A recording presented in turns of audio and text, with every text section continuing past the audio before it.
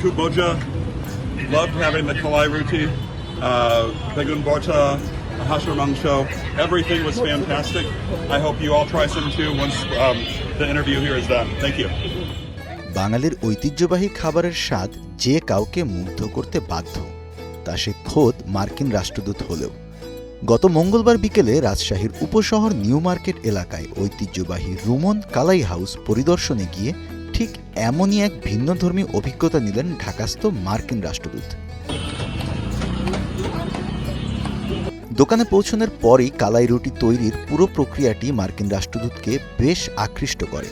মাটির তাওয়ায় কিভাবে নিখুঁতভাবে কালাই রুটি প্রস্তুত হচ্ছে তা তিনি দোকানে দীর্ঘক্ষণ দাঁড়িয়ে অত্যন্ত আগ্রহের সাথে প্রত্যক্ষ করেন। এই লোকজ রান্নার শৈলী দেখে তিনি এতটাই মুগ্ধ হন যে একসময় নিজের মোবাইল ফোনে রুটি বানানোর বেশ কিছু ছবি তোলেন এবং রুটি তৈরির কারিগরদের সাথে স্মৃতির পাতায় ধরে রাখতে সেলফি নেন। তারপর তিনি একে একে ঘুরে ঐতিহ্যবাহী বেগুন ভর্তা তৈরি এবং রাজহাঁসের মাংস রান্না সহ বিভিন্ন গ্রামের খাবার প্রস্তুতের নিখুঁত প্রক্রিয়াও গভীর আগ্রহে দেখেন। খাবারের সুবাস আর প্রস্তুতি দেখা শেষে আর দেরি করেননি রাষ্ট্রদূত। তিনি তার স্ত্রীকে সাথে নিয়ে টেবিলে কালাই রুটি ও রাজহাঁসের মাংস খেতে বসেন।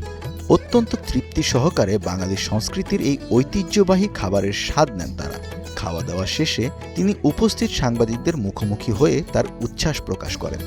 রাষ্ট্রদূত জানান, কালাইয়ের রুটি, হাঁসের মাংস ও বেগুন ভর্তার স্বাদ এক কথায় দারুণ ছিল। Kuboja. Loved having the kalai roti, begun borta, hashur mangsho. Everything was fantastic. I hope you all try some too once the interview here is done. Thank you. এদিকে হুট করে মার্কিন রাষ্ট্রদূতের মতন একজন ভিভিআইপি পার্সোনালিটি কালাই হাউসে আসার খবর মুহূর্তেই ছড়িয়ে পড়ে চারদিকে। ঐতিহ্যবাহী এই খাবার খাওয়ার দৃশ্য এক নজর দেখতে সেখানে স্থানীয় প্রচুর উৎসুক জনতা ভিড় জমান। তবে কোনো ধরনের অপ্রীতিকর পরিস্থিতি এড়াতে পুরো এলাকায় ছিল কঠোর পুলিশি নিরাপত্তা। কঠোর নিরাপত্তার বলয়ের মধ্যে দিয়েই রাষ্ট্রদূতের সফর সঙ্গীরাও এ সময় তার সাথে উপস্থিত থেকে পুরো আয়োজনটি উপভোগ করেন। বাঙালির আতিথেয়তা আর খাবারের আদিম ও অকৃত্রিম স্বাদ আরও একবার প্রমাণ করল সংস্কৃতি ও স্বাদের কোনো ভৌগোলিক সীমানা থাকে না। জাহিদুল ইসলাম চয়ন, নিউজ ডেস্ক, গ্লোবাল টেলিভিশন।